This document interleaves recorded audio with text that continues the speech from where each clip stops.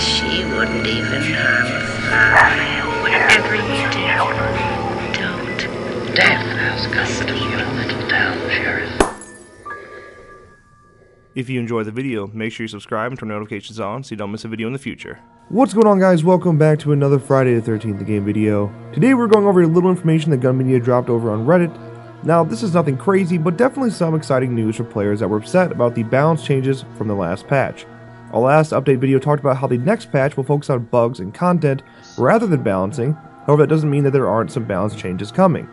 Ben from Gun Media brought us a few of those balance changes that will be in the next patch, saying, "We have added item spawn locations to campsites. This means that you can find a pocket knife or medical spray amongst the tents." Still on the topic of defensive items, a medical spray dropped by a player using the medic perk will no longer have additional uses if a counselor without the medic perk equipped picks the item up.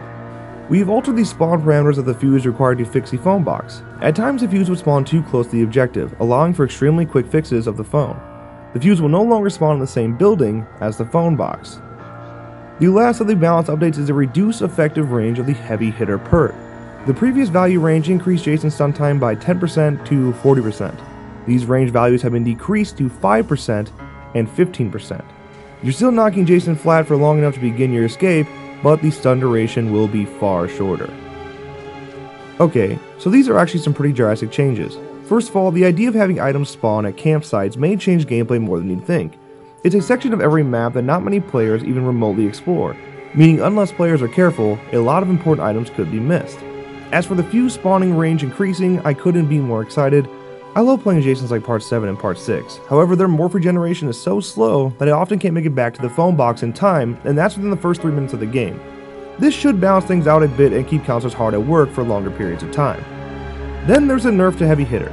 In my opinion, this is great. Heavy hitter on counselors that are already ridiculously strong causes some counselors to be overpowered, often getting the mask off of Jason in only 2 hits. This should help some with strong counselors grouping up on Jason. However, it is a bummer for weaker counselors like LeChampa who struggle with stuns. This makes already weak counselors even weaker. It just depends on how you want to look at that nerf.